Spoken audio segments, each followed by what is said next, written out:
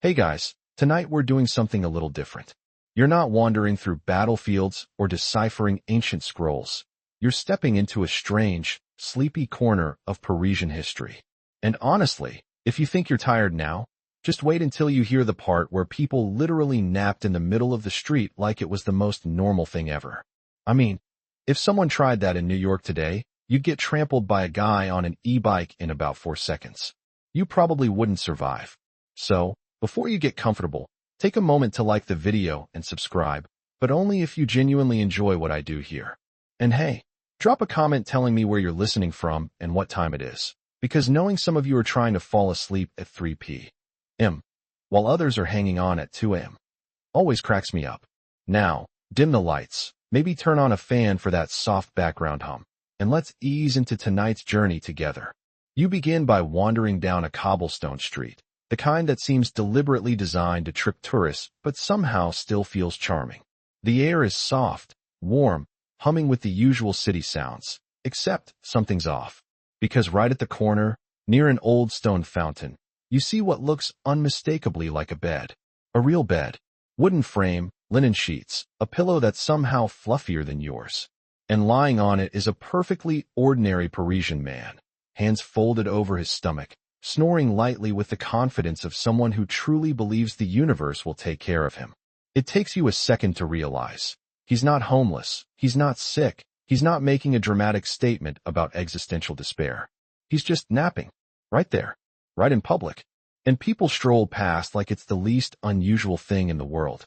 As you inch closer, you notice that the bed isn't abandoned furniture or some street art installation. No, the legs are polished, the sheets are clean, and there's even a tiny wicker basket underneath for storing shoes. Someone cared about this. Someone prepared it. As if the city, or at least the neighborhood, collectively agreed that a communal bed was a necessity.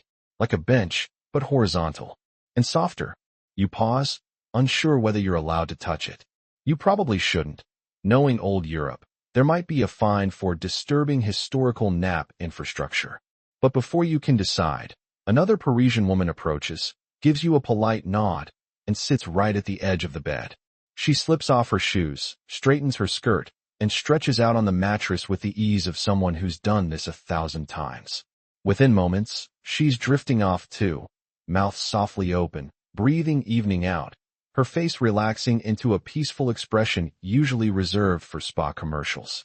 It's then you realize, Paris once really had public beds. Not metaphorical beds. Not benches pretending to be beds. Real beds. For real people. In real public spaces. And like so many things that sound completely bizarre today, like using crocodile dung cream for sun protection, remember that. It made perfect sense at the time. As you walk deeper into the square, you spot a few more beds tucked between the chestnut trees. Some are simple, wooden frames with thin mattresses that squeak every time someone shifts. Others are a little more ornate, with curved legs and embroidered sheets that look like someone's grandmother insisted on adding just a little flair. You find yourself wondering who washed the linens. And were there fights about which bed had the comfiest pillow? You wouldn't be surprised. Humans will argue about anything. A warm breeze brushes against your face as you circle one of the beds. The linen flutters, releasing the faint scent of lavender. Someone clearly took pride in keeping the area pleasant. A few sparrows hop around the foot of the bed, pecking at crumbs left by lunchtime picnickers. The whole scene feels surreal, a blurry blend of domestic comfort and public life. It's like walking into a dream where all the furniture wandered outside for a picnic. You take a slow breath, letting the strangeness settle. The sounds around you sharpen, the rhythmic tick of a distant clock tower, the murmur of voices passing by, the gentle creak of a bed frame adjusting under someone's weight. Everything is slow, unhurried, as if the entire city has collectively agreed that life could pause for a moment. And that's when you start to see the truth. In this version of Paris, sleep wasn't just a private indulgence. It was a public good, a civic necessity, the kind of thing educated reformers and local officials actually debated in meetings. You can almost picture them, mustached men in wool waistcoats arguing passionately about mattress firmness and the ideal nap duration for maximum social harmony. Some historians still debate whether these beds were a quirky cultural experiment or part of a larger political movement promoting rest as hygiene and productivity. Honestly, they might all be right. You wander back to the first bed, watching the man still asleep, his chest rising steadily. You can't help but laugh softly. If this existed today, there'd be influencer photo shoots, TikTok challenges, and at least one citywide scandal involving someone accidentally taking a 3-hour nap during work hours. But back then, this was normal. Expected, even. A little boy passes by holding an apple pastry, its scent drifting through the air, flaky, buttery, sweet. He glances at the bed, giggles at the snoring man, then keeps walking. You follow him with your eyes until he disappears behind a row of tall sycamore trees. There's something strangely comforting about all this. Something soft. Something tired in a good way. The way your body feels after a long day when the world finally quiets down just enough for you to breathe. You imagine the Parisians who used these beds. Bakers taking breaks between kneading dough, seamstresses resting their eyes after hours of fine stitching, messengers escaping the buzzing chaos of the streets. Maybe even a few poets pretending they were studying the human condition, while actually just dozing off. The city's rhythm slows a little more as the sun dips. Light slants across the square in warm golden ribbons, casting shadows from the bed frames that stretch like sleepy arms across the ground. The air grows cooler, carrying the scent of roasted chestnuts from a nearby vendor. You hear soft laughter, the distant tapping of a cane, the rustle of leaves overhead. Everything feels like it's gently exhaling. And you? You're standing in the center of one of the most unusual traditions Paris ever embraced, one that somehow feels both absurd and entirely reasonable. A city offering its people not just streets and fountains and markets, but rest. Intentional rest. Shared rest. You take one more slow breath, letting the lingering warmth sink into your skin as the last rays of sunlight fade behind the old stone facades.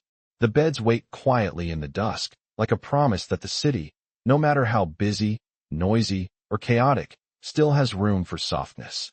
And as you step away, you can't help but wonder how many stories began right here, under these sheets, in this sleepy little corner of Paris where napping was not just allowed, but encouraged.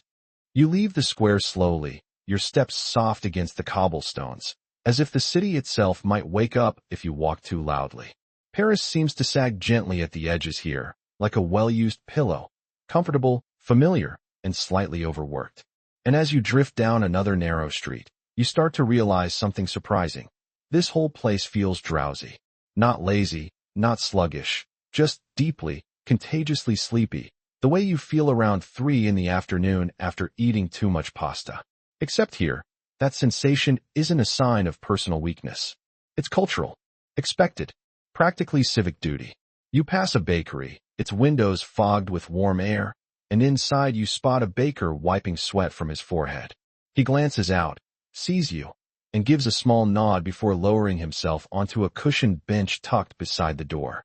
Within seconds, literally seconds, he's out cold. Not even an attempt to fight it. As if he's punching a time card labeled nap break number 3. His assistant keeps kneading dough without missing a beat, clearly used to this rhythm. The whole shop feels like it's breathing in slow, synchronized waves. A few steps later, you notice another resting spot. Not a full bed this time, but a wooden chaise lounge nestled under an iron street lamp. A woman in a long skirt reclines there, one hand draped over her stomach, her eyes fluttering shut.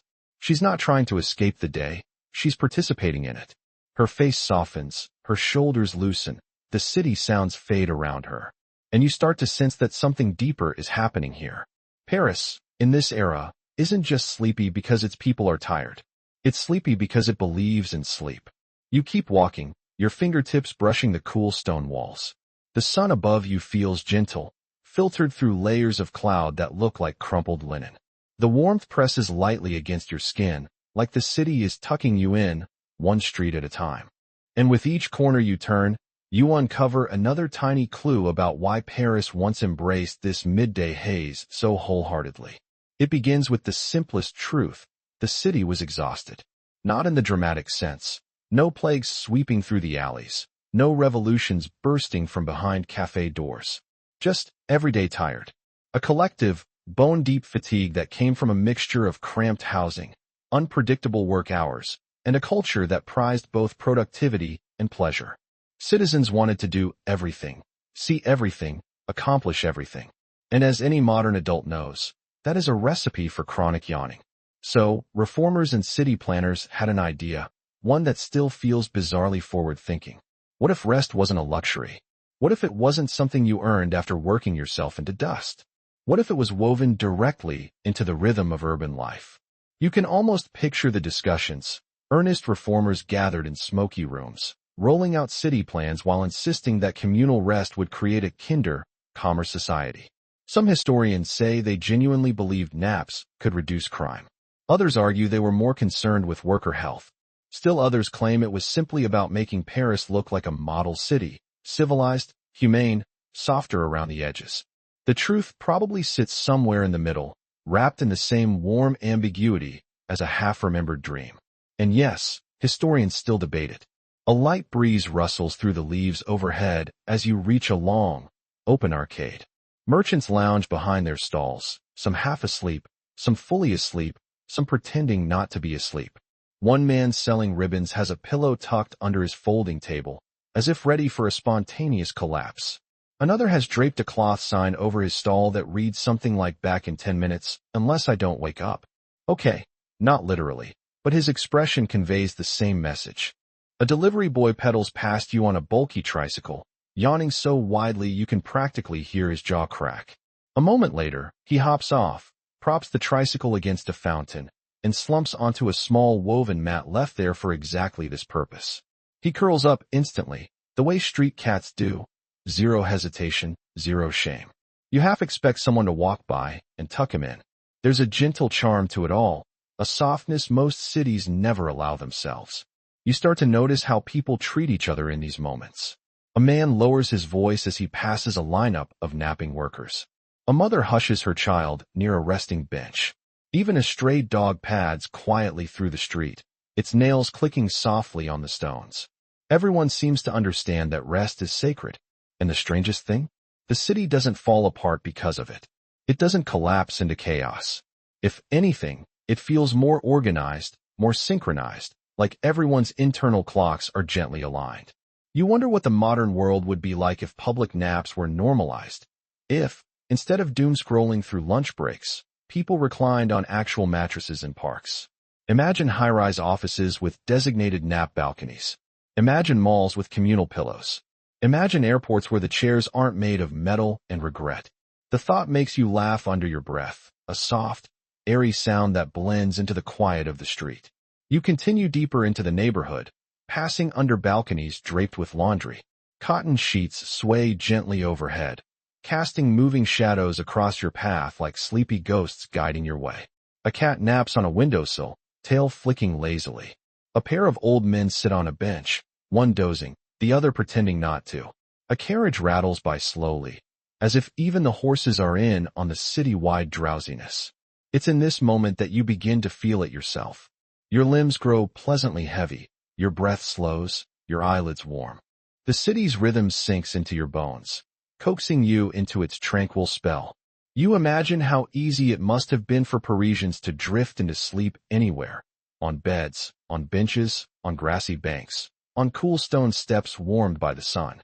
And as you walk, you realize that the city wasn't just sleepy because people were tired.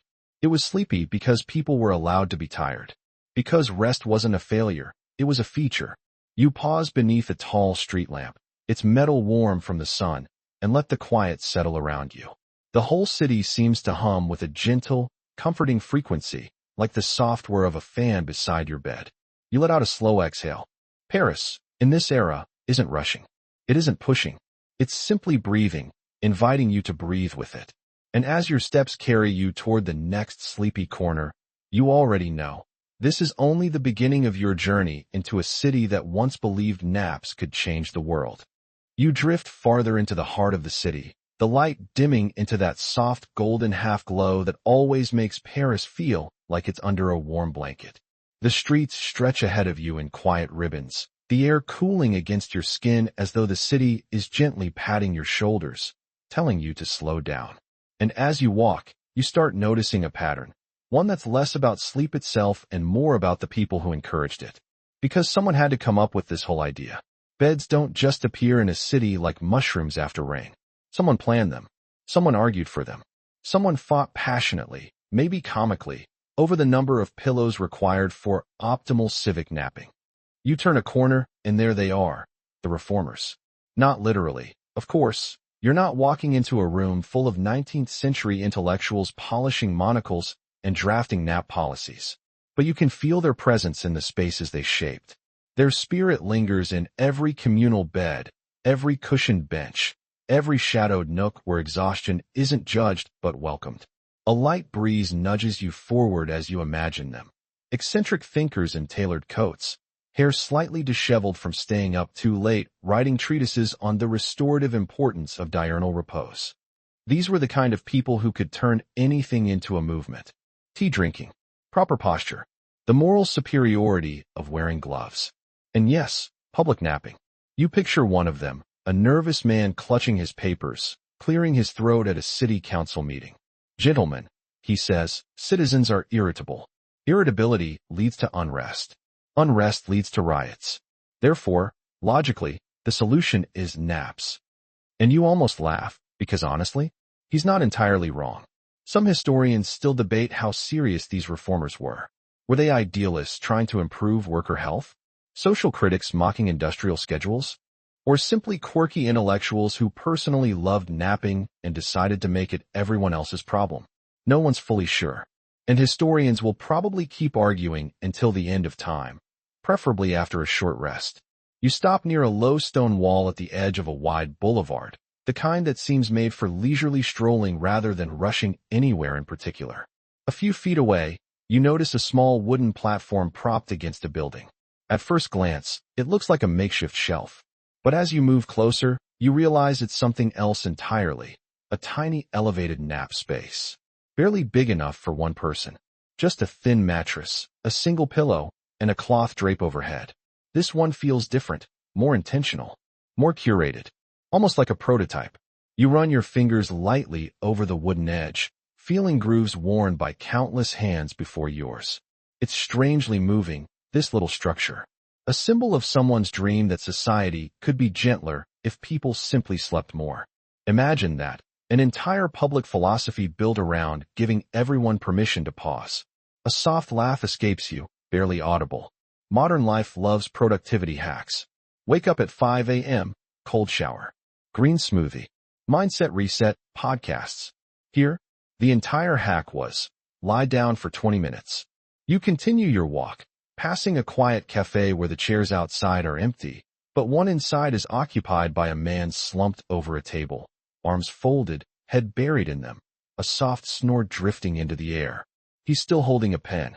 A page beneath him is covered with half-finished sentences, smudged ink, and a few lazy doodles that look like he got distracted halfway through his thoughts.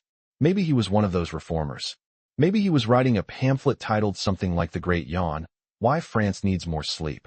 The streets begin to widen, opening into a small plaza, where a few public beds are neatly arranged under striped awnings. Each bed has a small chalkboard sign at its foot. One reads, for short rest only. Another, recommended duration, 15 to 30 minutes. A third has an uncertain scribble next to the word hygiene, as if someone wasn't sure how far to push their luck with public cleanliness. You grin quietly. Even hundreds of years ago, people were trying, and failing, to set rules that no one would follow. Rest is inherently personal. You can't legislate how long someone should nap. Humans will nap for exactly as long as they feel like, plus 5 minutes. You watch as an older man approaches one of the beds. He removes his hat with a ceremonious little flourish, as though greeting an old friend, then sets it gently on the pillow. He stretches his back with a groan, climbs onto the mattress, pulls a thin blanket over himself, and exhales in a way that tells you this isn't unusual for him. This is an indulgence. It's routine, almost ritualistic. A young woman sits nearby, quietly reading by lamplight. You notice her eyes shift upward now and then, studying the napping man with mild envy, like she's debating whether she has the courage to join him. She turns the page, then turns it back, then sighs. And finally, she gets up, picks a bed near his, and lies down too. Within minutes, both are breathing in the same slow rhythm. Two strangers sharing a moment of peaceful stillness. There's something profoundly human about it. The vulnerability of sleep, offered so publicly, without fear. No locked doors, no guarded glances, just trust, community, simplicity. You linger at the edge of the plaza, feeling that softness wrap around you like a warm shawl. The sky overhead deepens into evening blue. The lamplight pools on the cobblestones like melted gold. Someone's violin echoes faintly from somewhere far off, the melody slow, gentle, a lullaby meant for the city itself. You let the quiet press into you. These reformers, whoever they truly were, believed that a well-rested person made a better citizen, a kinder neighbor, a more patient friend. And walking through this drowsy world, you can almost believe it too. Another breeze whispers across your face, carrying with it the faint smell of fresh bread and fading daylight. You close your eyes for a moment, letting the city's sleepy heartbeats sync with yours. When you open them, the beds in the plaza seem to glow a little under the lamplight, as if inviting you to come closer, to lie down, to surrender to the softness that Paris once offered so freely. And as you turn to leave, you feel the shadows stretch gently behind you, long, quiet, and warm, pulling you deeper into a city that dared to imagine rest as a public good. You leave the plaza with its soft lamplight and synchronized breathing, stepping into a quieter, narrower street that feels almost tucked away from time. The air here changes, cooler, calmer, like walking into a long exhale. The houses lean gently toward each other, their rooftops almost touching, forming a canopy that filters the evening glow into something warm and drowsy. And as you wander deeper into this little pocket of Paris, you begin noticing details that hint at a different layer of the city's sleeping culture, the one embraced by the wealthy. It starts with the windows. Every townhouse you pass has heavy curtains pulled halfway shut, not for privacy, but for comfort. Through the gaps, you see plush lounges, velvet cushions, and chaise longues arranged in deliberate, almost ceremonial angles. It's as if the furniture was arranged by someone whose entire design philosophy was, how many ways can a person elegantly collapse from exhaustion? The aristocrats of this era didn't just nap. They performed their naps. They curated them the way people today curate skincare routines.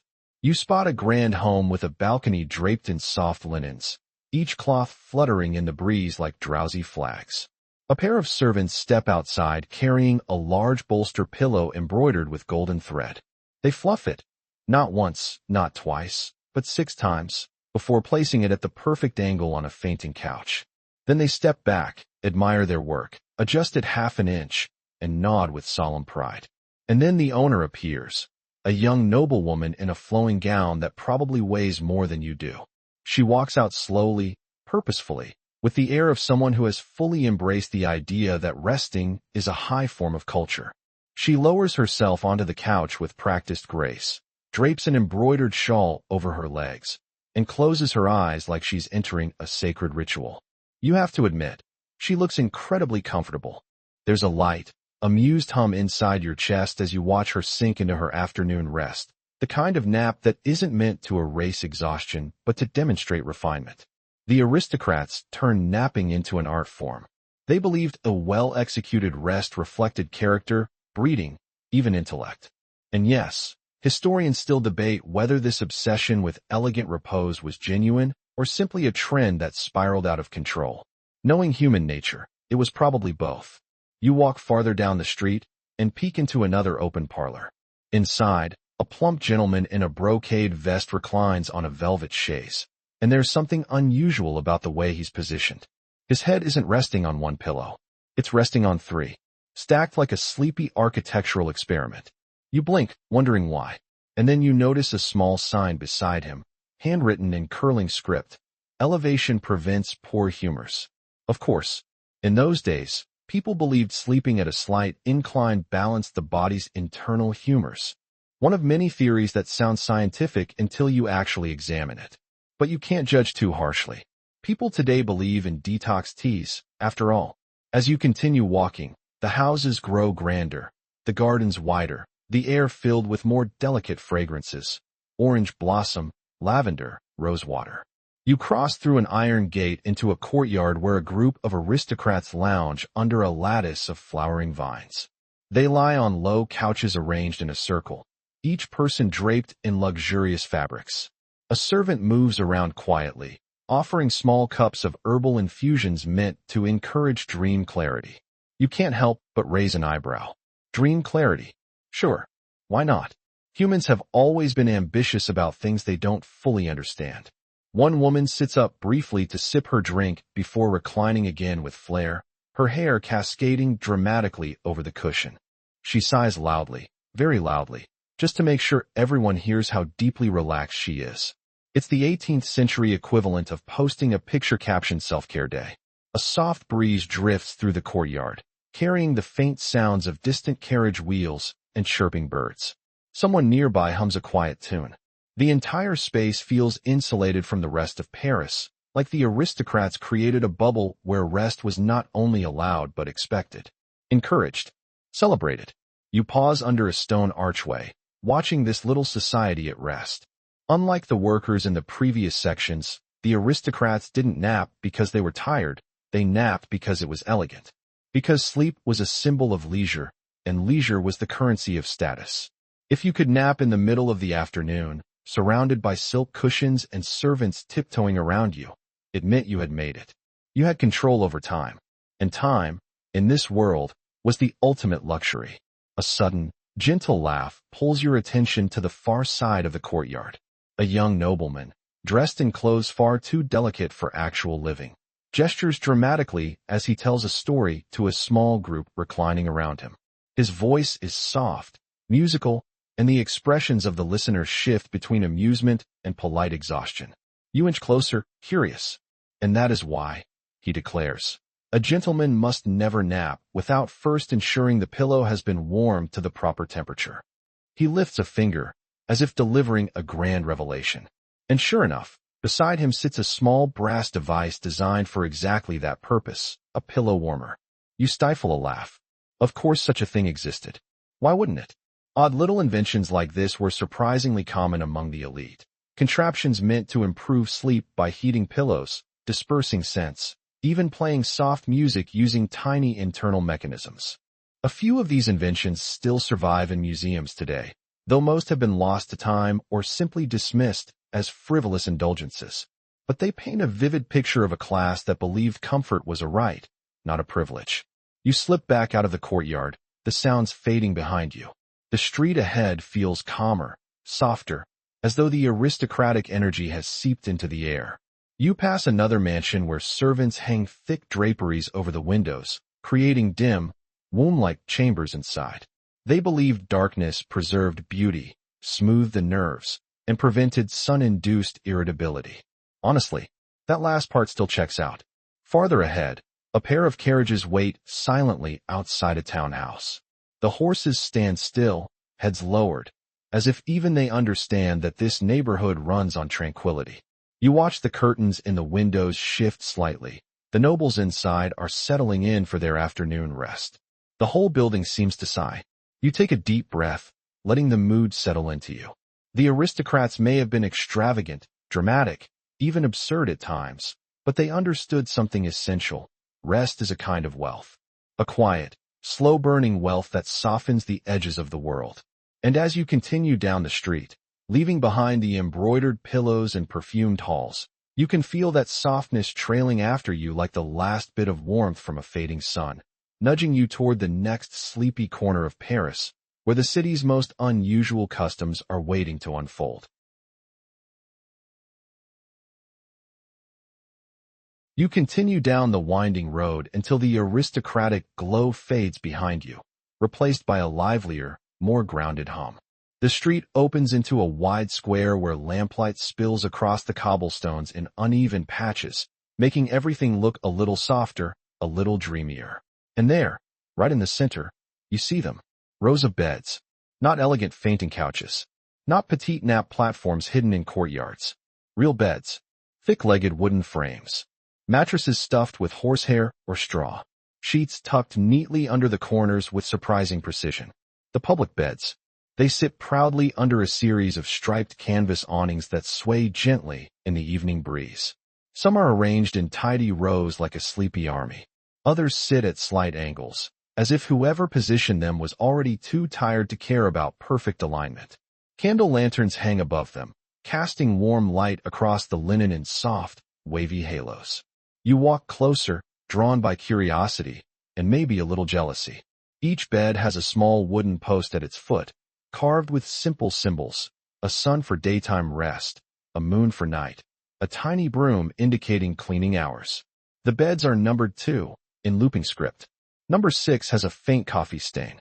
Number 12 looks suspiciously fluffier than the others. Number 14 has a blanket so worn it could qualify as historical fabric all on its own. A few people are already using the beds. A young messenger boy lying diagonally, taking up far more space than any person his size should be able to. A seamstress curled up under a thin blanket, her hands still faintly stained with dye. An older woman reclining stiffly, clutching her purse like napping, is an act that requires vigilance. What's fascinating isn't that they're sleeping. It's how comfortable they are doing it. No hesitation, no embarrassment, just a shared understanding. This is where the city rests. You circle the perimeter, running your fingers along the smooth wooden rails. And that's when you see something unexpected, a set of posted rules nailed onto a central pillar. 1. No shoes on the bed. Limit rest to 30 minutes if others are waiting. No food near the bedding. Blankets must remain with their original bed. Do not disturb other sleepers. Fair enough. Reasonable, even. But then you notice a 6th rule written in a different handwriting. 6. No political debates while lying down. You blink. That's oddly specific, which can only mean one thing. At some point, this happened enough times that the city had to make it official. You imagine someone passionately arguing about taxes while horizontal, waving their arms so aggressively they hit the person next to them. And honestly, it tracks. People will argue anywhere. One local oddity stands out. Beside each bed is a tiny ceramic bowl filled with dried herbs. Lavender, thyme, chamomile.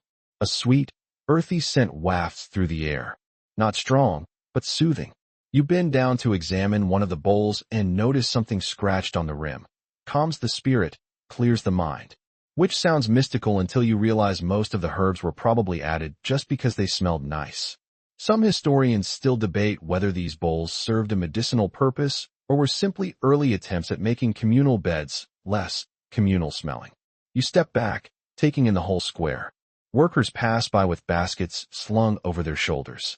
A few glance at the beds, tempted. Others slip off their shoes and collapse into the nearest empty one without ceremony. The city breathes around them, vendors calling out the last of their wares, horses clapping along the street, children laughing in quick bursts before being pulled home. Yet somehow the beds remain islands of calm in the middle of it all. You wander toward one particular bed, a sturdy-looking one with a patch stitched neatly onto the blanket. You almost sit down, but your inner voice gently reminds you that you're technically a guest in this sleepy world. Still, you rest your hand on the mattress and feel how surprisingly soft it is. Not luxurious, not aristocratic, but genuine, honest. A kind of comfort that says, you are allowed to stop.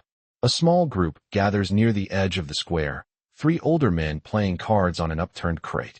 Every so often, one excuses himself to take a quick rest, slips onto a bed for 5 minutes, and returns refreshed enough to accuse the others of cheating. It's a quiet rhythm, woven into the fabric of daily life. One of the men waves at a bed labeled number 9. Best one, he says proudly. Springs don't squeak. You lean closer, testing it with your hand, and sure enough, it's quieter than the others. It hits you then. People actually have favorite public beds, preferred mattresses, beloved pillows, and somehow, that is one of the most human things you've ever heard. You stroll deeper into the square as a pair of city workers arrive carrying a long-handled brush and a bucket of warm water. They work methodically, sweeping dust from beneath the beds, checking for loose slats, shaking out blankets. Their faces show no frustration, no boredom, just a steady, practiced dedication. Clearly this is normal for them, a job that keeps the city's drowsy heartbeat healthy. You pause, watching them scrub a headboard clean with brisk confidence. One of them hums a tune under his breath, something slow and familiar. The other finishes his work and pats the mattress proudly, like he's tucking in an entire neighborhood. And it dawns on you again that this wasn't some small fad. This wasn't a quirky footnote in a dusty book. This was an entire system, a structured, maintained, respected part of public life. A place where workers could recover, where mothers could rest, where elderly men could dream without fear of being rushed. You walk toward the far corner of the square where a bench sits partly hidden in shadow. From here, you can see the entire grid of beds. The lamplight dances warmly across the linens. People drift in and out of the square like tides brushing the shore, soft, gentle, unhurried. You exhale slowly, feeling the city's sleepiness settle into your bones again. A comfortable heaviness, a rhythm you're starting to understand. These beds are more than furniture. They're a philosophy, a reminder that rest doesn't need permission. And as you turn toward the next street, you feel a softness rising from the square behind you, pushing you forward into the next chapter of Paris's sleepy, surprising history. You walk away from the square of public beds, following a narrow street where the gas lamps burn lower and the shadows stretch longer, like sleepy arms reaching across the pavement. The city feels quieter here, less chatter, fewer carts rattling over stones. And soon you begin to notice another pattern woven into the rhythm of this era. Not everyone who used those public beds did so casually. Some people were responsible for them. You see the first sleep guardian, as locals called them, leaning against a stone pillar near a dimly lit intersection. He's an older man with a wool coat patched at the elbows, a flat cap pulled low over his brow, and a lantern hooked on his belt. He looks half awake, half fused to the wall, like he's part of the architecture. But when a child runs too close to a nearby resting bench, he straightens with surprising alertness and shushes her with a gentle wave. So that's them. The people who protected sleep. You move closer, keeping your steps soft. The guardian glances at you, but seems unconcerned. Maybe because you don't look like someone ready to steal a pillow. From his lantern hangs a tiny wooden token carved with a symbol you've seen before. A crescent moon cupped inside a sun. A badge of office. Or at least, the 19th century equivalent of one. Another guardian appears farther down the street. A younger woman in a dark cloak, carrying a long-handled brush and a pouch that clinks softly. She kneels beside an empty resting mat, checking the stitching, shaking off crumbs, adjusting the positioning as though she's preparing a miniature stage for a very quiet performance. You follow at a respectful distance, fascinated. Most people forget that public rest areas, whether beds, benches, or shaded platforms, didn't maintain themselves. Someone had to make sure blankets didn't vanish, that mattresses didn't mold, that people didn't treat the communal beds like their personal therapy couches. And so the city appointed watchkeepers, custodians of calm, protectors of the collective nap. It sounds funny, but watching them work, you feel a strange kind of respect. The woman moves to another mat, pulls out a small bottle, and sprinkles a light dust of powder across the surface. A sweet herbal scent rises, lavender mixed with something sharper, maybe rosemary. It's pleasant, though you can't help wondering what else might be in it. Some historians still debate whether these powders were meant to disinfect, deodorize, or simply keep bugs away. One theory claims it was also an early attempt at aromatherapy, though others argue it was just whatever smelled the least offensive. You walk a little closer, noticing the quiet efficiency of her movements. She works like someone who knows the city depends on these tiny oases of quiet. She smooths the blanket with both palms, folds the corners neatly, and lightly pats the pillow twice, as if giving it permission to do its job. Farther up the street, another guardian stands beside a small wooden table with a sign labeled Resting Complaints. It's a box, really, a slot at the top for handwritten notes. And unbelievably, it's full. You lean over and read a few posted slips displayed on the board. Bed 7 too noisy. Someone snored aggressively near bed 3. Blanket on bed 2 smells like onions. Please enforce rule about political arguments. You chuckle under your breath. Even in a city dedicated to public rest, humans remain deeply human. Someone will always complain about onions. The guardian notices you reading and gives a small nod, as if acknowledging that yes, the onion blanket is a recurring issue.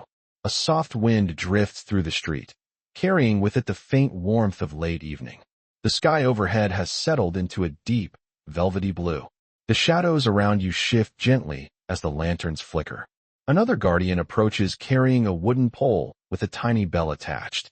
He stops near a cluster of public beds and rings it, once, lightly. Not a sharp clang, not a command. More like a reminder. A ritual. You watch as the sleepers in the nearest bed stir slightly. Some roll over. One sits up, bleary-eyed, then collapses back down in defeat. Oh, it's rotation hour, the guardian explains softly, seeing your curious look. You blink. Rotation hour? Sure enough, a group of workers from a nearby bakery approaches the beds, rubbing their eyes, ready for their break. The people currently lying down slowly, reluctantly stand, giving space to the next round of sleepers. The guardians help transition everything smoothly, folding blankets, straightening linens, guiding people to their spots. It's astonishing. This sleepy choreography, this gentle system of fairness. They're not enforcing rules through authority. They're maintaining harmony. Like librarians, but for unconscious people. And then comes the oddest moment of the night. One guardian pulls out a small metal whistle, beautifully crafted, engraved with floral patterns, and blows it softly. Not a harsh whistle. More like a high, calming tone. You feel the vibration more than you hear it. And bizarrely, the crowd quiets instantly, as if the sound reminds them why they're here. It's strange, you think. Strange and kind of magical. Almost like a spell for peace. Some historians believe these whistles were used to signal the beginning or ending of official rest periods. Others argue they were simply tools to keep order among crowds. A few fringe theories even suggest they were tuned to frequencies thought to induce relaxation, an early attempt at proto-ASMR. No proof, of course, but the idea makes you smile. You continue observing as two guardians walk to the edge of the square and light a series of lanterns arranged in a curved path. The flame inside each glows milky and warm, illuminating the darkening street. A subtle guide for anyone wandering in, half asleep, looking for a place to lie down. It feels ceremonial, sacred almost. You wander down the lit path, feeling the ground soften beneath your imagination. These guardians aren't famous. Their names aren't carved into monuments or written in textbooks, but they shape the daily rhythm of thousands of people. They carved out space for rest in a world that desperately needed it. You reach the end of the path and turn back for one last look. The guardians move slowly, with purpose, their lanterns glowing, their voices quiet, their footsteps barely audible. In a city filled with noise, politics, ambition, and chaos, these were the people who protected silence, protected softness, protected dreams. You take a breath, letting the weight of that realization sink into your chest. The air tastes different here, like warm air after rain, like flour drifting from a bakery, like the faint hope that maybe people once believed in gentleness. And as you step into the next dim corridor of Paris, you know you're leaving behind a small, brilliant piece of history, one kept alive by the quiet hands of those who watched over sleeping strangers.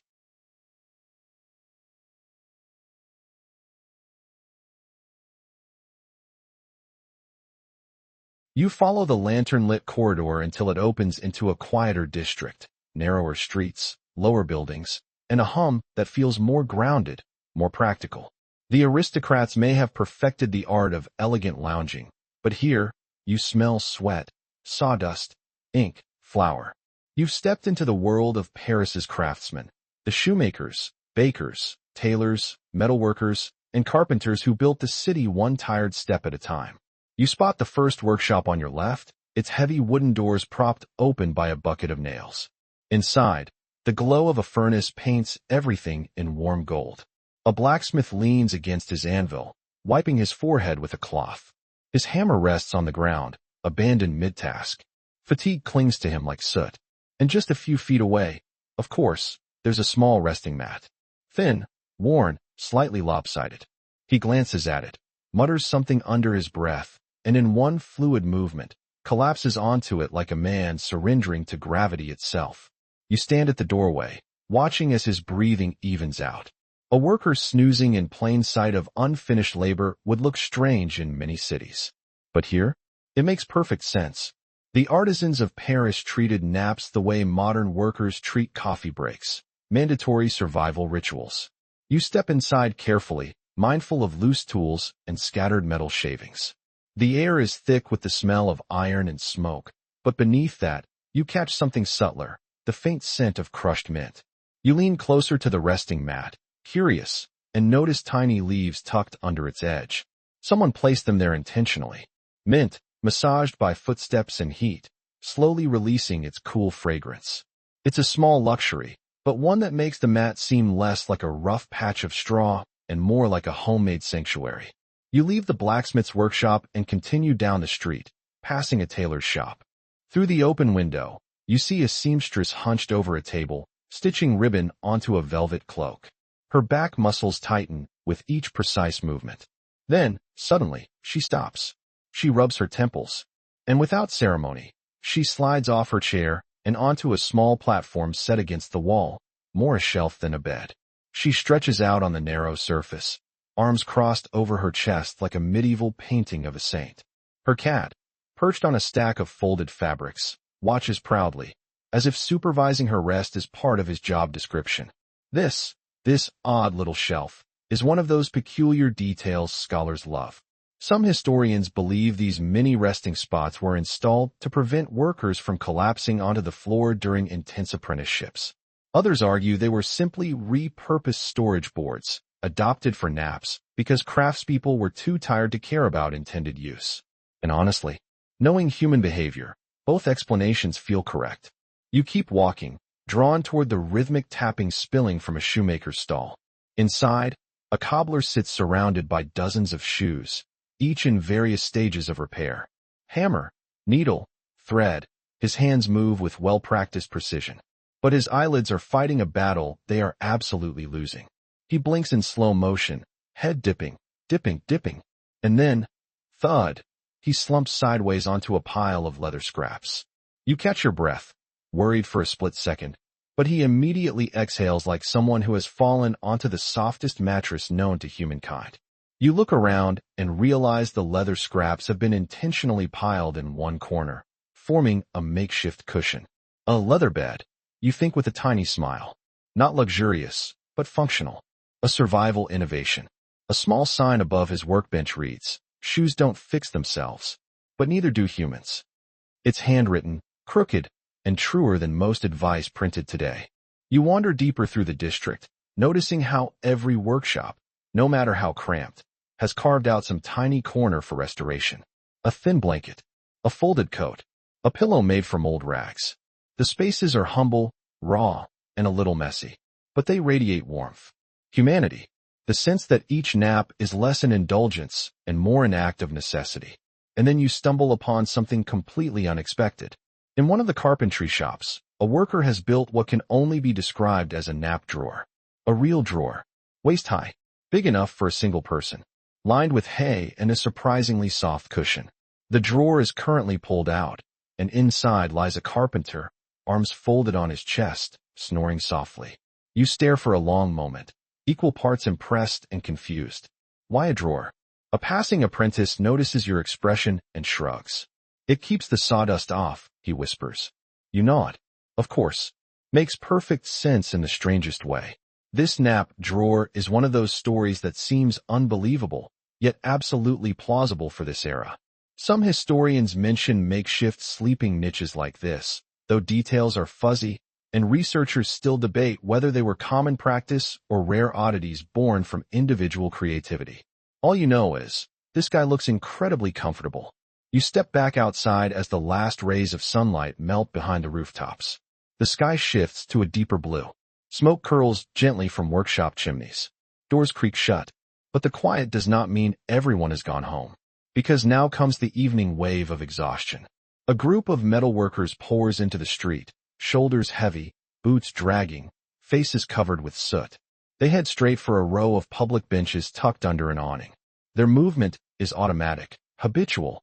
They drop onto the benches in unison, like a single organism with multiple legs. One man exhales so loudly you feel tired on his behalf. Another closes his eyes mid-sentence. A third leans forward onto his knees as if he's trying to will himself upright, but has absolutely no intention of succeeding. You find yourself smiling softly. This is the heart of Paris, the throb beneath the elegance. People who worked hard, sweated hard, and rested hard. People who treated naps as tools, as medicine, as part of their craft. A baker wipes flour from his sleeves and approaches a bed near the corner. He lowers himself onto it with a groan, not dramatically like the nobles, not politely like the merchants, just honestly. A person whose body did exactly what it was built to do and now needs to recharge so it can do it again tomorrow. You watch them breathe, one by one, settling like stones dropped gently into water. These are not the curated, aesthetic naps of aristocrats. These are raw, necessary, earned naps. The kind where you fall asleep before your head even hits the pillow or leather scraps. You move on from the workshops, letting the scent of sawdust and warm metal fade behind you. The street widens again, the air shifting from earthy to crisp, carrying with it something faintly medicinal, like herbs crushed in mortar bowls. You notice the buildings here look different. Cleaner lines, polished windows, discreet signs. This is where the doctors of Paris once lived and worked. And almost immediately, you sense it, the calm confidence of people who believe they understood the science of sleep. Or at least, believe they understood something. A brass placard catches your eye. Cabinet Medical de Repos et Santé, the medical office of rest and health. The name alone tells you everything. Inside, lamps glow softly through frosted glass, casting warm halos on the sidewalk like invitations. You lean closer to the window and see a waiting room lined with chaise longues instead of chairs. Patients lie on them fully reclined, some with towels on their foreheads, some with tiny herbal sachets placed neatly on their chests. It looks less like a clinic and more like a spa designed by someone who has never actually relaxed in their life. A doctor in a crisp coat moves calmly between the resting patients, his hands clasped behind his back, nodding in approval at their synchronized breathing. He stops at one chaise and carefully adjusts the angle of a woman's pillow by exactly 1 inch.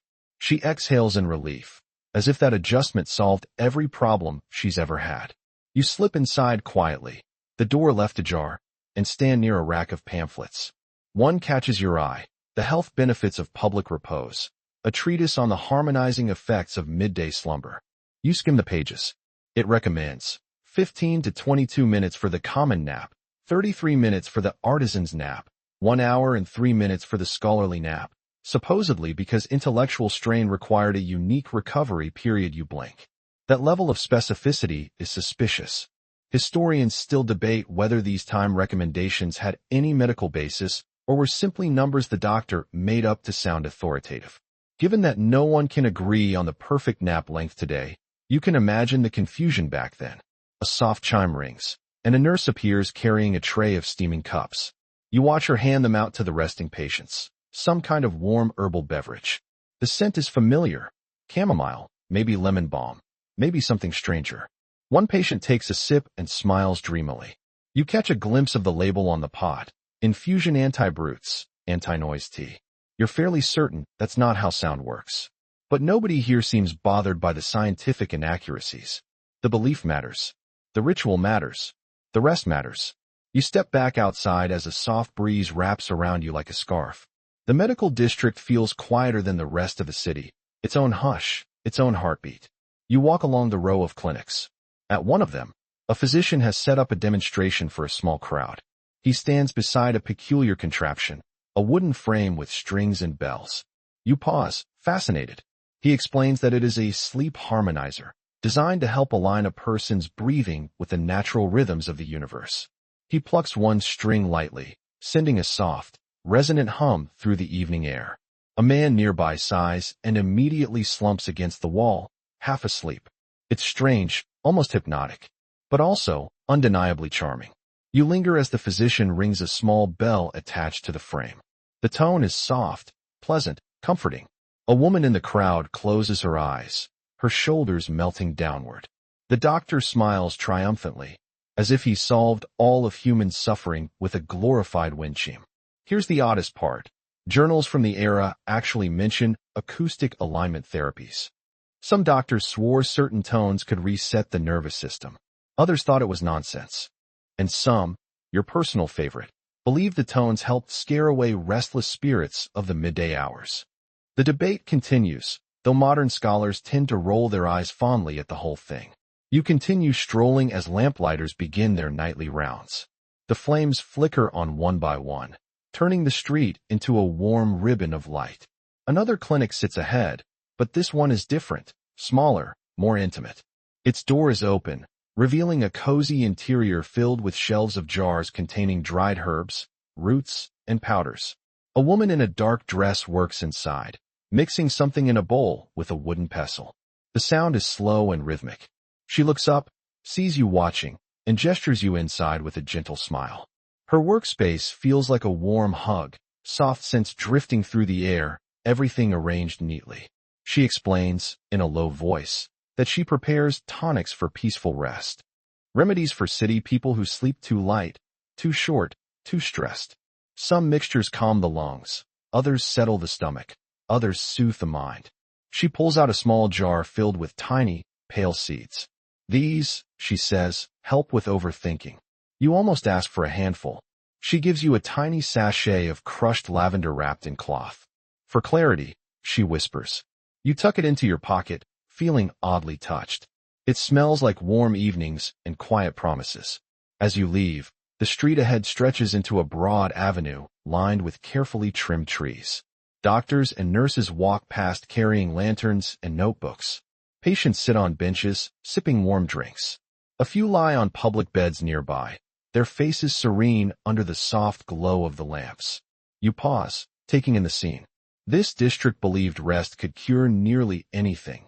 Stress, sadness, headaches, heartbreak, melancholic vapors, and even one condition described in old texts as the soul feeling slightly sideways. Whatever that means, the thought makes you smile. Humans haven't changed much. We're still trying to fix intangible feelings with simple comforts. And maybe that's not such a bad thing. You take a slow breath, letting the calm settle into your chest. The medical district hums around you, a slow, soothing vibration, like a warm blanket wrapped around your senses. And as you walk toward the next sleepy chapter of the city, you realize something. Paris didn't just allow rest. It studied it, prescribed it, protected it. And somewhere in this quiet neighborhood, surrounded by lantern glow and herbal steam, you begin to understand why. You leave the quiet, herbal-scented medical district and follow a winding street that gradually dips downhill. The shift is subtle at first, a change in the air, a deeper hush, a strange heaviness that settles over your skin like night fog. Then you start hearing stories. At first, it's just whispers drifting between open windows. A vendor closing her stall murmurs to a friend, "Did you hear what happened at bed 21? A man sweeping his stoop mutters something about the commotion near Rue de Dormeurs. And you realize, even in a city that adores sleep, things sometimes get weird. You turn a corner into a small square that looks innocent enough. Lamps glowing softly, beds arranged neatly, shadows pooled like quiet puddles under the trees. But the air carries a different sort of energy here. Curious, charged, like you've stepped onto a stage where something unexpected always happens. The first sign of strangeness sits by the fountain, a small wooden crate labeled "Lost Items Found Near Public Beds." You lean in, expecting maybe shoes, scarves, or handkerchiefs. Instead, you find a single unpaired glove, 3 lopsided pastries, a wooden spoon, a pocket watch that no longer ticks, a tiny ceramic duck. You stare at the duck for a long moment. Why a duck? Who naps with a duck? You reach out to inspect it more closely, but a passing woman gently places her hand over yours. "Don't pick it up," she warns softly. "It always comes back." You blink. She walks away. So that's the tone of the night. You make your way toward the nearest row of beds. Nothing unusual at first glance. Blankets slightly rumpled. Pillows askew. Mattresses still warm from earlier use. But then you spot one bed that has a chalk mark drawn on the side. "Do not use." The mattress is dented in the center with a perfect oval shape, as if someone extremely round had slept in it. A city worker kneels beside it, measuring the depression with a ruler. He frowns, not satisfied, draws a little sketch. "What happened here?" you ask. He doesn't look up. "Someone sank too deeply," he mutters. You wait for the joke. There is no joke. He stands, dusts off his hands, and walks away, leaving the mysterious oval imprint behind like the aftermath of a peculiar crime scene. You continue deeper into the square, and now you see more. Tiny signs of odd events that no one fully explains. A blanket folded with unnatural precision, as though someone obsessed with geometry rearranged it overnight. A pillow set perfectly upright, untouched. A pair of shoes left neatly side by side with no owner in sight. You begin to understand that this square is famous, not for peaceful naps, but for the peculiar stories that cling to it. A city guard sits on a bench polishing a lantern. You approach him with a curious tilt of your head. "Is this the street where strange things happen during naps?" you ask gently. He sighs, as though he's been waiting his whole shift for someone to ask that exact question. "Yes," he says, "this is the place." He explains that public beds invited strange incidents simply because so many people passed through them. Workers, travelers, wandering poets, exhausted students. Whenever humans gather, weirdness follows. But here, it wasn't just mild weirdness. It was weirdness amplified by sleep. He tells you a real historical fact first. City records from the era mention dozens of official complaints related specifically to disturbances of repose. Some involved snoring so powerful it rattled nearby windows. Others described sleep talkers reciting full monologues. One man reportedly delivered an entire speech debating municipal taxation while unconscious. The transcript made its way into local gossip circles. You smile. You fully believe that. Then the guard leans in a little closer, lowering his voice. But there were stranger ones. You wait. One woman claims she woke up with her shoes tied together, he says. Another said she heard singing under her bed. And one man, well, he swore his blanket crawled up over him by itself. You laugh softly, assuming exaggeration. But the guard shrugs. Who knows, he says. Historians still debate whether these stories were real or simply the result of very tired imaginations. You thank him and continue walking, your steps soft against the cobblestones. A pair of boys run past you, laughing breathlessly, carrying a pillow between them like it's treasure. Behind them, an older man shouts half-heartedly, "Bring that back." They ignore him completely and disappear into an alley. You turn to see the man shaking his head, muttering to himself. Public bedding was maintained by guardians, but pillows? Those were apparently fair game for mischief. You drift toward another cluster of beds. A small crowd has gathered around one of them, murmuring with amused confusion. You step closer and see why. Someone has crafted a tiny sculpture from twigs and placed it gently on the pillow. It looks like a little human figure lying down, mimicking the pose of a sleeping person. You'd call it cute, but also slightly eerie. No one knows who made it, or why. The sculpture appeared earlier that morning and has remained untouched. A few people speculate it's an artist leaving secret gifts around the city. Others whisper that it's a guardian charm meant to bless the bed with good dreams. You gently poke the pillow beside it and feel a strange warmth. Not alarming, just unexpected. You stay a moment longer, listening to the crowd exchange theories, some playful, some serious, all tinged with the curiosity that only nighttime can bring. At the far end of the square, a woman in a shawl stands beside a chalkboard propped against a lamppost. In looping script, it reads, "Report your unusual nap experiences here." And oh, the reports. One person wrote, "Woke up with hair braided. Do not have long hair." Another wrote, "Dreamed I was floating. Woke up on the ground." Another, "Lost hat. Found hat. Hat now smells like cinnamon." And one, written in a hurried scrawl, "Please fix bed 12. It sighs." You run your finger along that last sentence. Bed 12 sighs. What a strangely poetic complaint. You half want to find bed 12 just to see if it exhales dramatically at night like some tired old opera singer. You stay in the square as night curls fully over the rooftops. The lamps glow deeper. Shadows thicken. The breeze grows cooler. A few people settle onto the beds, adjusting blankets, closing their eyes. Despite the stories, despite the oddities, the square remains a place of rest. A place where humor and mystery coexist without disrupting the softness of the space. Finally, you leave the square behind, casting one last glance over your shoulder. The beds sit quietly, glowing faintly under lamplight. The ceramic duck remains in its crate, waiting for the next person to question its existence. And as you step onto the next street, you realize that even in a city built around rest, you drift away from the square of strange nap incidents, letting the odd stories trail behind you like little shadows. The night deepens, but Paris doesn't darken, it softens. Lamps glow warmer, windows spill buttery light, and the whole city seems to hum with a gentle, collective exhale. And then you hear it, a slow, gentle creaking on the cobblestones. Like a wagon, but smoother. Like someone rolling a bed, but on purpose. You turn the corner and freeze for a moment. There it is. A sleep carriage. A real one. It looks like a small wooden cabin mounted on wheels, with a tiny lantern swinging from its roof and a striped curtain hanging over the entrance. A thin plume of lavender-scented steam drifts from a chimney pipe on top. The horse pulling it looks incredibly bored, but also well-rested, which feels ironic. The driver, a middle-aged man with a wide-brimmed hat and a scarf tucked neatly around his neck, notices you staring. He gives a polite nod, then taps the side of the carriage. Inside, you hear a muffled snore. You can't help smiling. You found them, the traveling nap vendors of Paris. They were a real thing, though not exactly common.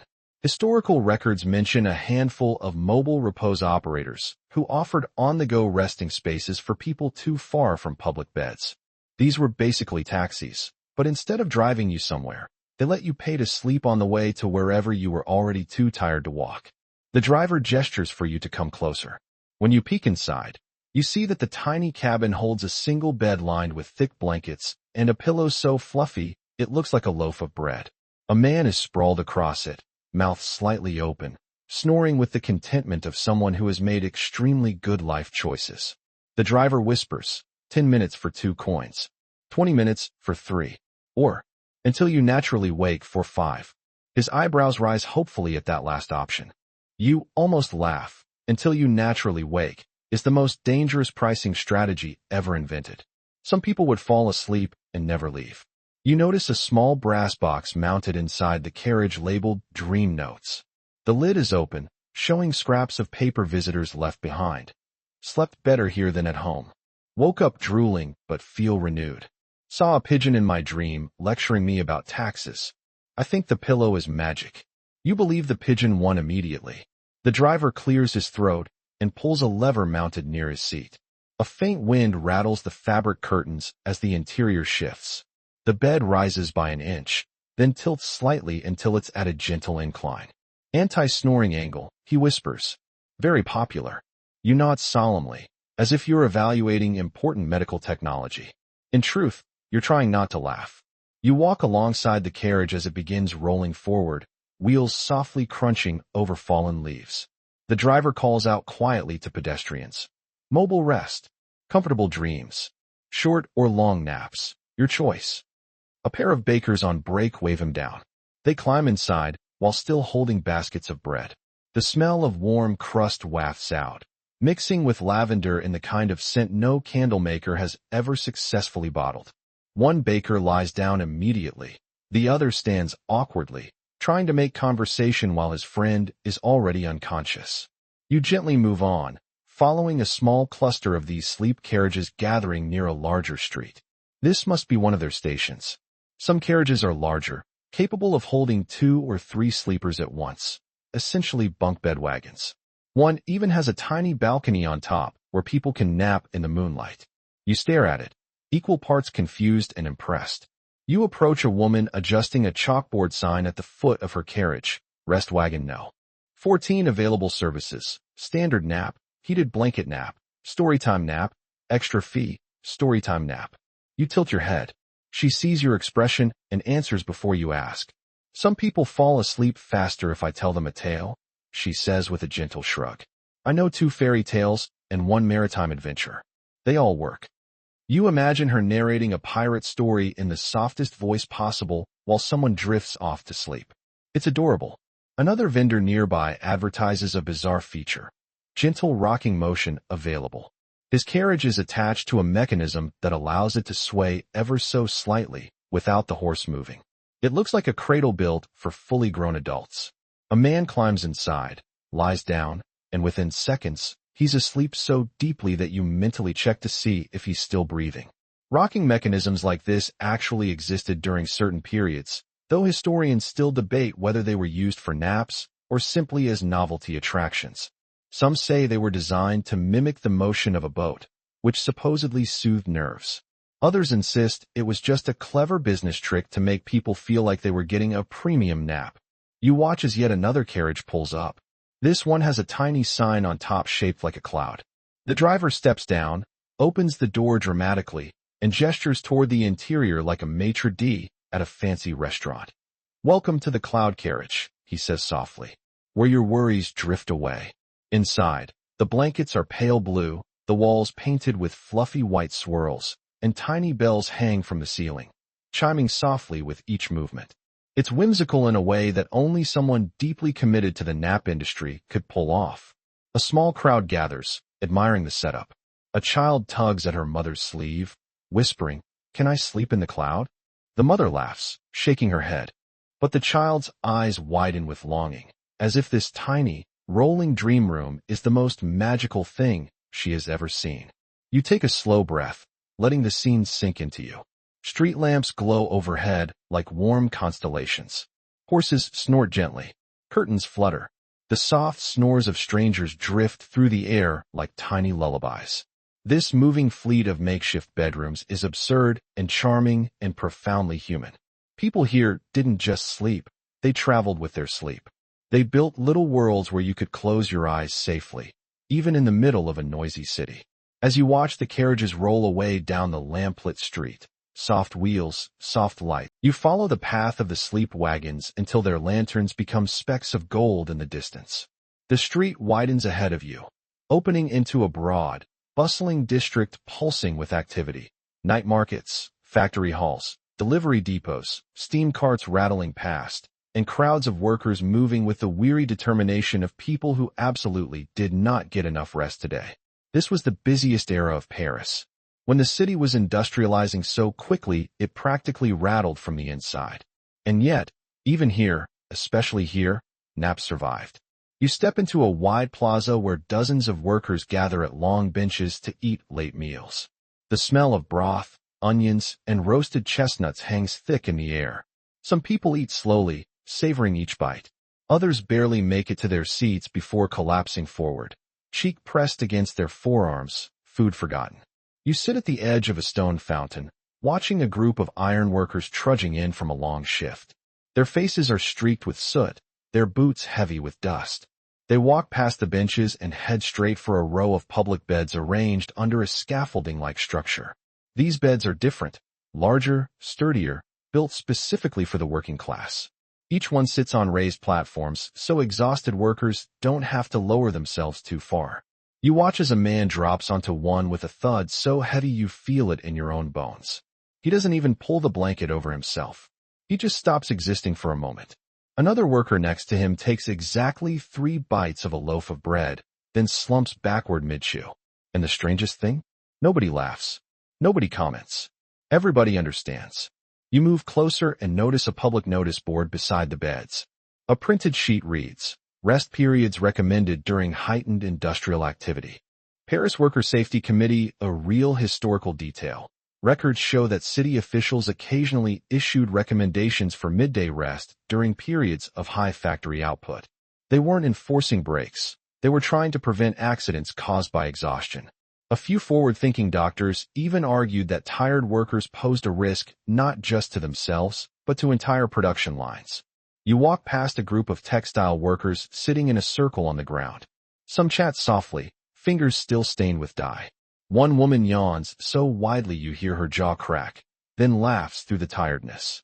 Another worker hands her a small cloth pouch filled with herbs. "For alertness," she says. "Or calmness. I can't remember which pouch is which."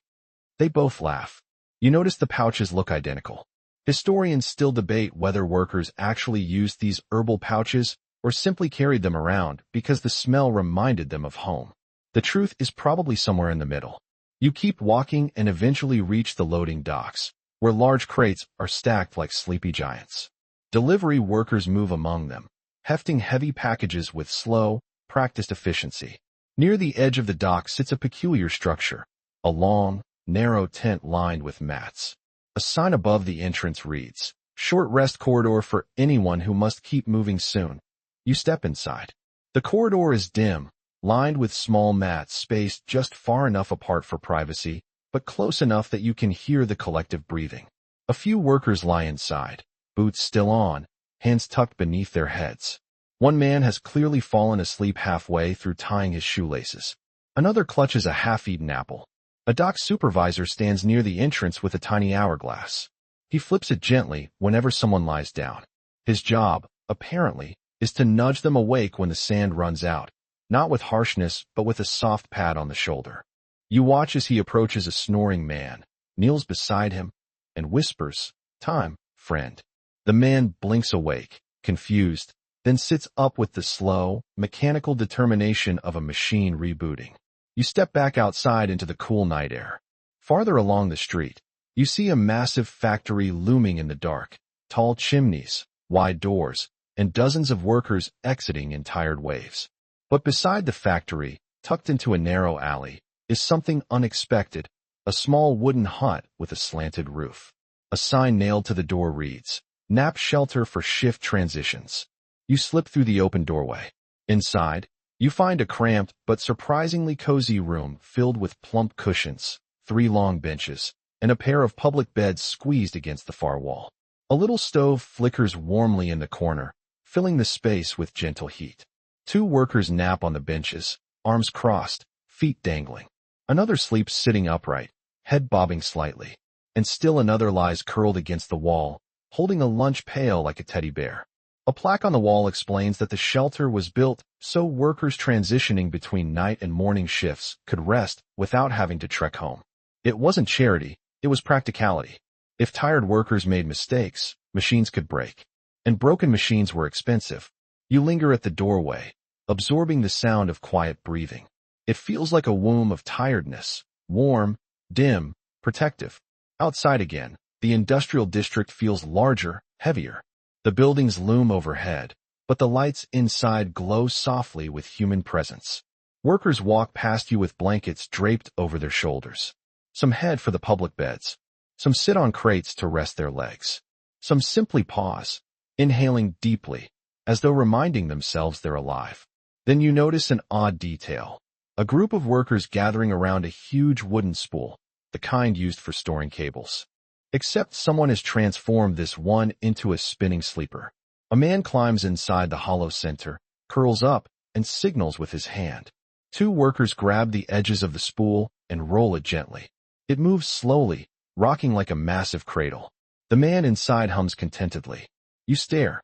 You blink. You stare again. The workers shrug at you. "It helps with back pain," one says. Another adds, "Or gives you back pain. Depends on the person." Historians mention devices used for rotating entire beds to dislodge fatigue, but no one is entirely sure whether this rolling spool method was real or just another wild invention of local laborers. Still, watching them push it back and forth, you can't deny. He looks weirdly comfortable. You let out a soft laugh, the kind that escapes when you're too tired to use your full voice. And as you walk away from the spool, you leave the industrial district slowly, letting the heavy scent of smoke and metal drift off your clothes as you step into a quieter part of the city. The noise fades behind you, not all at once, but like the gradual dimming of a lantern wick. And ahead, Paris reveals a softer face again. You wander into a neighborhood that feels different from anything you've seen so far. There are no public beds here, no wagons, no sleep guardians watching over exhausted workers.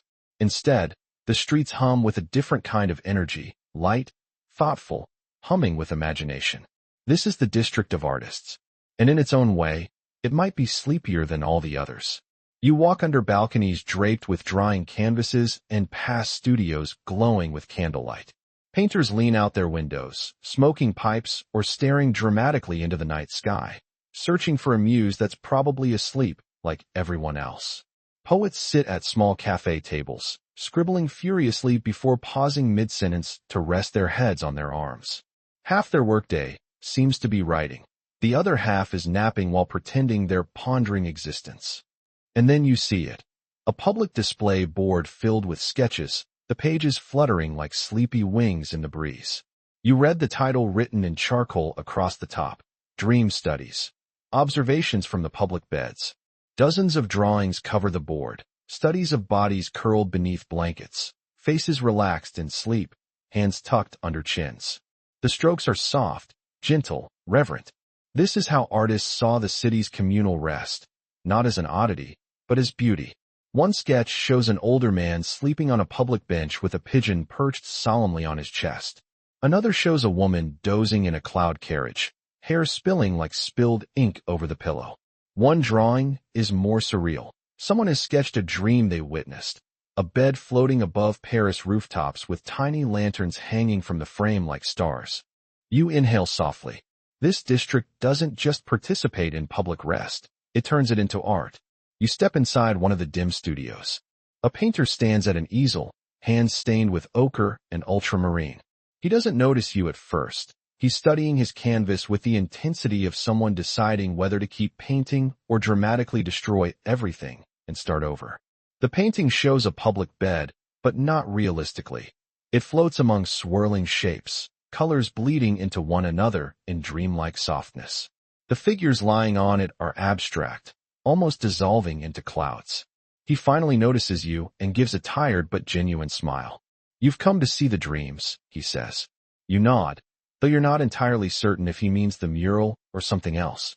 He picks up a charcoal stick and circles a spot on the canvas. "This is where the city breathes," he murmurs. "Right here, in the quiet moments. That's where we find truth." You're not sure if he's sleep-deprived or just poetic. Possibly both. He gestures toward a stack of notebooks piled haphazardly in the corner. You leaf through one and find pages filled with observations. The way a blanket folds around a worker's shoulders. The rhythm of a breath changing at dusk. The idea that a nap is not an escape, but a return. At the bottom of one page, he scribbled something odd. "If I nap near the beds, I dream in color. If I nap at home, I dream in gray." You raise an eyebrow. He shrugs. "Maybe the beds hold memories," he says. "Maybe the city does." Historians still debate whether artists exaggerated the role of public beds in their works or genuinely believe these sleeping spaces were symbolic mirrors of society. Knowing artists? It could go either way. You thank him and step back into the street. The quiet hum remains, drifting through open windows, carried by soft voices. Farther down the block, you stumble upon a group of musicians sitting on crates, instruments in their laps. They're not performing exactly. They're resting between songs. One violinist stretches his fingers and yawns, which causes the clarinet player to yawn, which causes you to yawn. Sleepiness is contagious like that. They notice you and wave you closer. "We study sounds people make while napping," the clarinetist says proudly. You blink. "Sounds. Yes," the violinist says. "Rhythms of sleep. Little patterns. We write music from them." You're not sure whether to be impressed or concerned. He pulls out a piece of sheet music. The title reads, "Symphony for 7 Snorers." The clarinetist lifts his instrument and plays a slow, spiraling melody that actually sounds like someone drifting into sleep. It's strangely soothing and undeniably charming. You drift farther along the street and see a poet seated on the curb, notebook in hand. She looks up, eyes bright despite the late hour. "Did you know," she says without preamble, "that a nap is just a poem for the body?" You smile softly. The artists here all speak like this, half metaphor, half dream, half sleep deprivation. Yes, that adds up to more than a whole. So do artists. She flips to a marked page and reads aloud a fragment of a poem. The city sleeps in fragments, a hand, a breath, a folded sheet. And in its dreaming silence we learn the weight of peace. It's beautiful, also slightly heartbreaking. You thank her, and she waves you away with a gentle motion, already drifting back into her word world. Finally, you reach a large circular plaza. A massive sculpture rises in the center, a bronze depiction of a blanket swirling upward like a tornado of softness. The folds are intricate, textured, worn by hundreds of fingertips brushing against them. At its base, an inscription reads, "Rest is the pulse beneath progress." You stand in front of it for a long time, letting the meaning settle. This district understood something simple. Sleep is an absence. Its presence made gentler. A pause that lets everything else make sense. You wander to a bench near the sculpture. Lanterns glow around you, reflecting in the bronze like flickering dreams. A painter sits nearby sketching silhouettes. A musician plucks soft notes. A poet mutters lines under her breath. No one rushes. No one raises their voice. Everyone rests in their own way. You breathe deeply. The district breathes with you. Slow, warm, alive. And as you rise to continue your journey, the city feels changed. Not because you finally understand it, but because it feels like it's beginning to understand you. There are more sleepy secrets ahead, and Paris is ready to show you the next one. You leave the artist's district slowly, letting the soft echo of symphonies for snorers fade into the night air. Paris stretches open again, and for a moment, you think the city will stay gentle and dreamy. But the next corner proves you wrong, because suddenly, you hear raised voices. Not shouting, not anger, more like spirited murmurs. A buzzing tension, the emotional equivalent of steam rising from a cup of tea that's slightly too hot. You turn onto a wide boulevard and immediately understand. This is where the arguments happen. You walk into a crowd gathered around a public notice board. People point, gesture, shake their heads, roll their eyes, sigh dramatically. Basically every human gesture that signals disagreement without crossing into full chaos. The topic? A large chalk heading says, Proposal, should public beds be expanded? Oh, here it is. The debate that apparently never died. You stand among workers, merchants, students, bakers, tailors, noblemen slumming in simpler neighborhoods, old women with shawls pulled over their shoulders. Everyone, from every slice of Paris life. And they have opinions. A man with a curled mustache says loudly, We absolutely must add more beds near the river. Fishermen are exhausted. A woman beside him retorts, Then let the fishermen petition the river, not us. Another man raises his hand, speaking with dramatic flair. If we increase the number of beds, we must increase the number of guardians. Who will guard all this sleep? Someone behind you grumbles, Guardians? We need more blankets before anything else. A cluster of teenagers snicker at every comment, because teenagers haven't changed in hundreds of years. You inch closer to the board. Beneath the main heading, there are suggestions written in chalk. Add pillows with firmer support. No more floral scents, they make my eyes water. Public beds near cafes should have time limits. Ban couples from sharing beds. Someone crossed this out and wrote, boring beside it. Stop putting all the good blankets on bed 9. You smile. Humans really never change. A city official stands on a small wooden crate, reading through the suggestions with tragic seriousness, as though the fate of civilization depends on pillow distribution. Behind him, 2 men are locked in a heated but strangely polite debate. I insist, one says, that naps increase productivity. The other scoffs. You insist wrongly. They decrease vigilance. A woman steps between them and sighs. Gentlemen, both of you should take a nap before debating naps. Some historians still debate whether these public disputes were genuine civic conversations or just free entertainment for bored Parisians. The records mention sleep councils and repose committees, but no one agrees on how official they were. What you're seeing feels both absurd and incredibly earnest.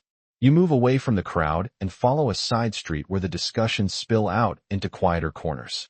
2 bakers lean against a wall, arguing in hushed tones about blanket quality. A pair of seamstresses debate the hygiene of mattress covers. A group of students passionately discuss the philosophy of communal rest, quoting thinkers you suspect they haven't actually read. And then, because Paris loves balance, you turn a corner and find the calmest nap in the world.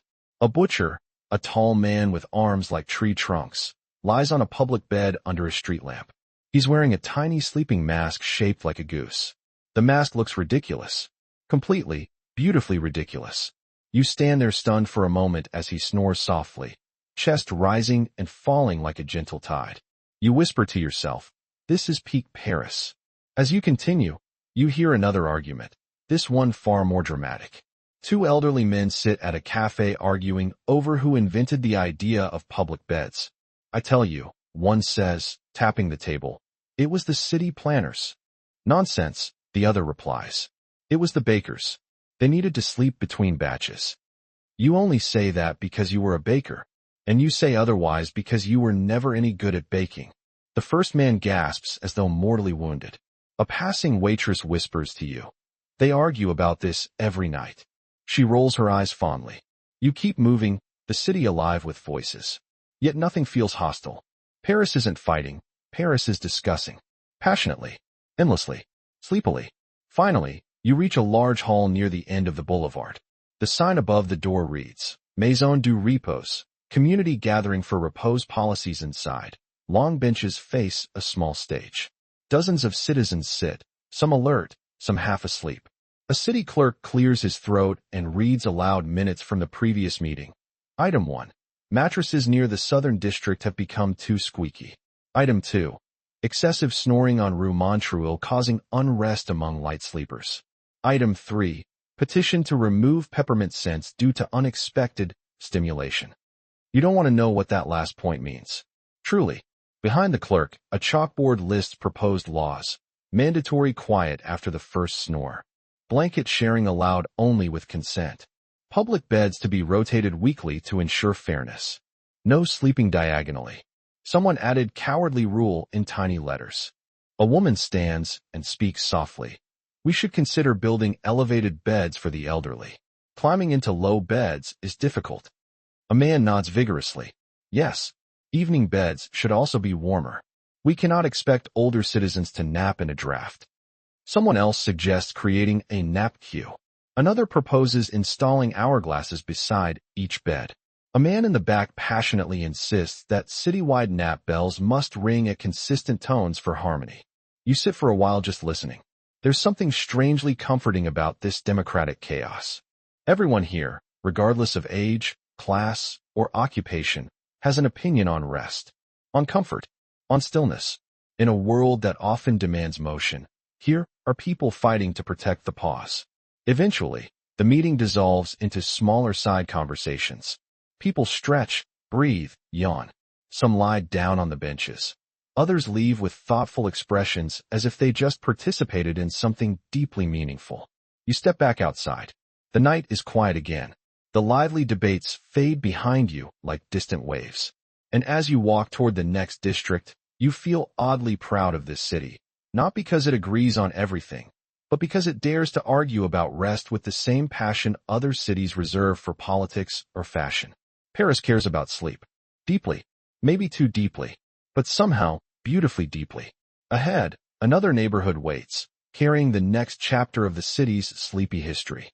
You walk away from the Maison du Repos, leaving behind the echoes of passionate debates about pillow equality and anti-diagonal sleep legislation.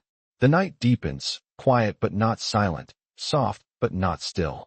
You pass rows of shuttered boutiques and cafes, closed for the evening. Lamps glow overhead like small, tired suns.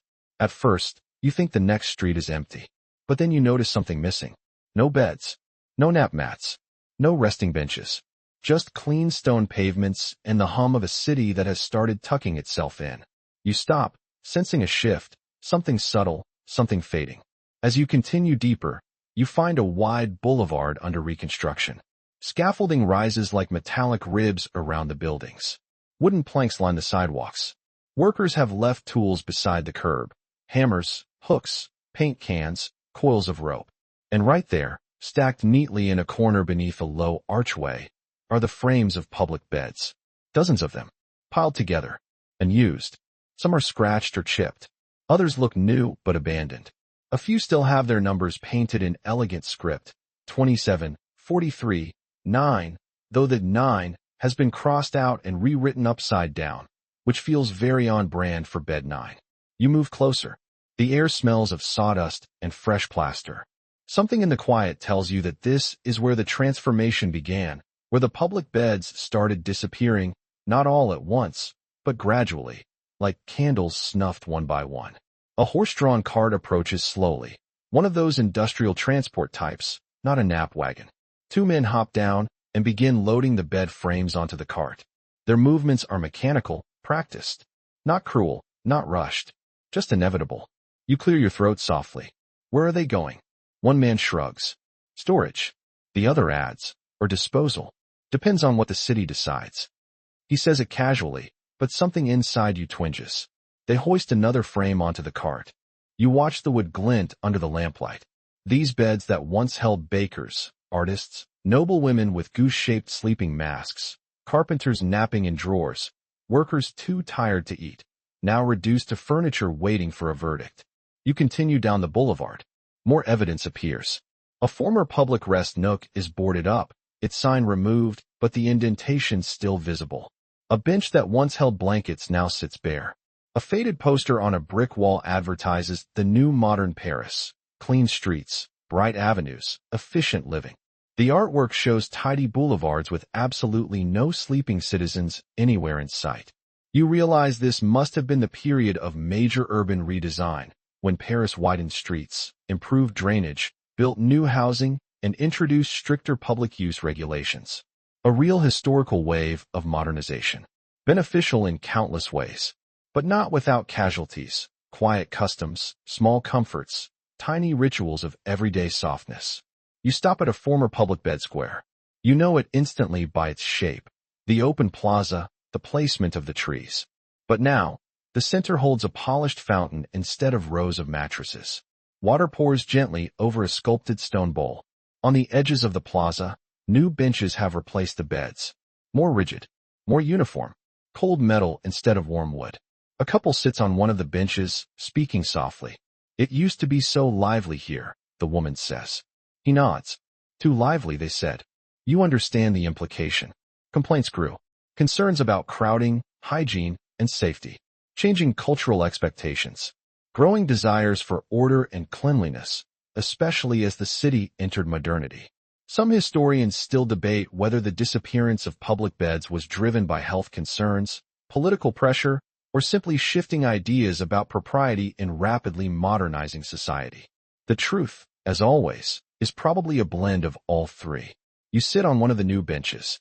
It's cold, hard, functional, the kind designed by someone who clearly thought resting should be brief, upright, and non-horizontal. You run your hand along the metal edge and imagine the ghosts of soft blankets and lavender-filled herb bowls. A small sound draws your attention, a faint metallic clink. A street cleaner pushes a broom across the plaza, humming quietly to himself. He pauses, leans on the handle, and wipes his forehead. For a long moment, he stands perfectly still, eyelids heavy.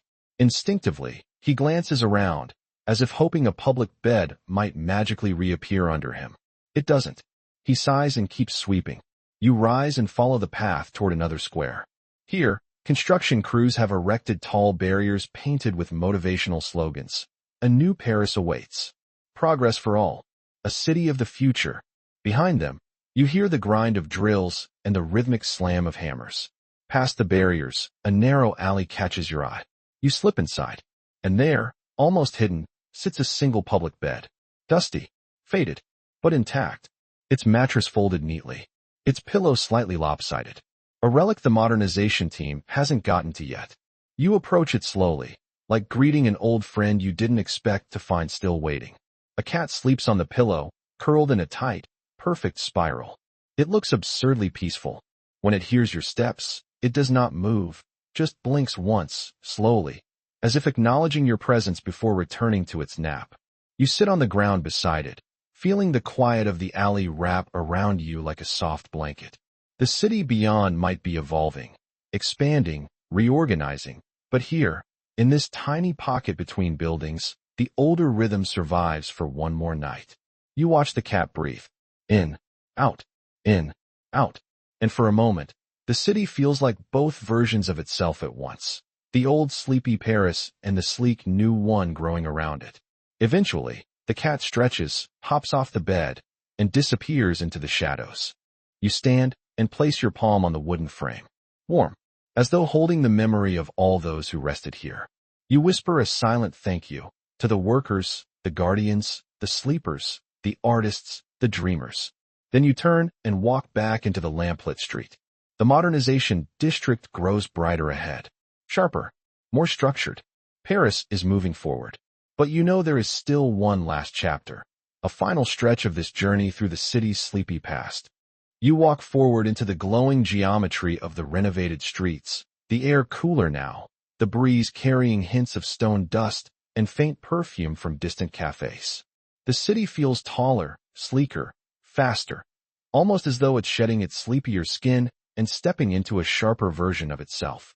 But even in this modernizing corridor, something else lingers beneath the surface. A soft pulse, a memory, a whisper of the old rhythm. You follow the boulevard until it opens into a wide intersection illuminated by new gas lamps.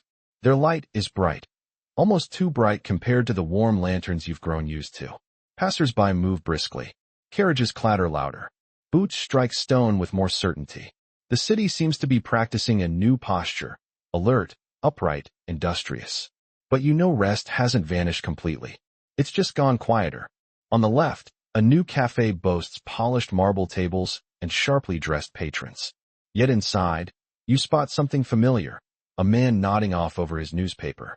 His cup trembles, his elbow slips, and he catches himself with a soft grunt. No one reacts. A waiter simply drapes a cloth over the back of his chair, giving him a little bubble of privacy. A subtle echo of the old beds, transformed but still present. A few steps farther, you find a bookstore that never seems to close. Through the window, a young clerk sits behind the counter, head tilted, eyes half shut, the book in her hands slipping slowly toward the floor. She jolts awake, glances around, then blushes and pretends to reorganize the same stack of books she's been rearranging all evening. You continue through the streets, and slowly you begin noticing these quiet pockets everywhere. A lamplighter leaning against a post between duties. Two students sharing a bench, one explaining an idea while the other quietly drifts into sleep mid-sentence. A seamstress resting her eyes on the edges of a bridge before carrying on. Rest hasn't disappeared. It's only changed shape. You pass the facade of a concert hall under construction. In a shadowed alcove, a violinist practices soft scales. Between each phrase, he lowers his instrument and sighs, a long, weary release, the kind that comes from practicing too long. Beside him is a folded blanket tucked into a niche in the wall. You recognize it instantly, one of the old ones. Faded, soft, reverently preserved.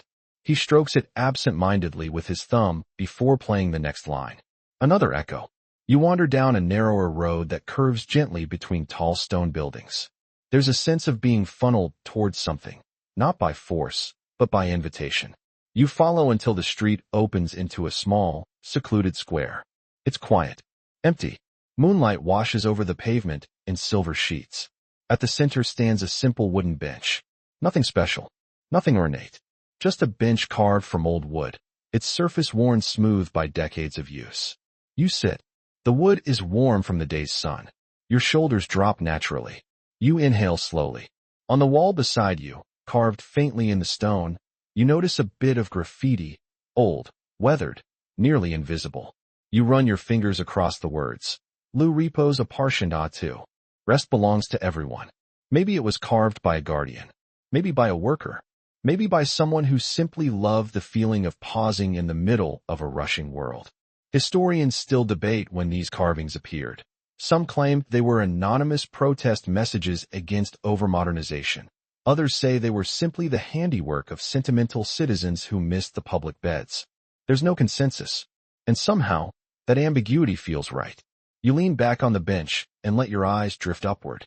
The buildings rise around you like protective walls, cradling the little square in a quiet pocket of time. The moon hangs low, soft, drowsy, as if remembering the days when thousands of naps punctuated the city like tiny stars flickering in and out. You feel something warm in your chest, not nostalgia exactly, but recognition. Rest lives on in small gestures, in brief pauses, in gentle moments no one writes down, in the space between breaths. You stand and take one last slow look at the square before stepping back into the broader street, feeling the city move around you. Faster now, stronger, but still carrying the faint heartbeat of its sleepier days. And as you walk toward the edges of this long journey, Paris begins to shimmer a little at the corners, as if dissolving into its own dream. The streets lengthen beneath your footsteps, stretching into gentle lines that blur at the edges. Lamps glow softer now, their halos drifting outward like breath on glass. The buildings seem to lean back, relaxing into the night, their sharp modern edges fading into silhouettes that sway slightly with the breeze. You follow the quiet curve of the road, and everything around you feels slower, wider, softer. The colors dim, blending into muted shades of blue and honeyed gold. Somewhere far behind, the echo of public beds lingers like a memory you can almost touch. The scent of lavender drifts through the air again, faint, familiar, like the city whispering one last good night. Your steps grow lighter, as though the cobblestones beneath you have softened. The night gathers around your shoulders like a warm shawl. Even the breeze feels drowsy, moving in long, unhurried sighs. You pause beneath a street lamp. Its glow pools around your feet, warm and round, like a small safe harbor. You breathe in once. Slow. Deep. And the whole city seems to breathe with you. The windows above flicker softly. The trees rustle in low, tender whispers. The sounds of Paris dissolve into a distant hum, steady, velvety, comforting. Everything fades just a little at the edges. The light, the air, the outlines of the buildings. Even your thoughts begin to stretch, lengthen, drift. You let your shoulders loosen. Let your breath melt.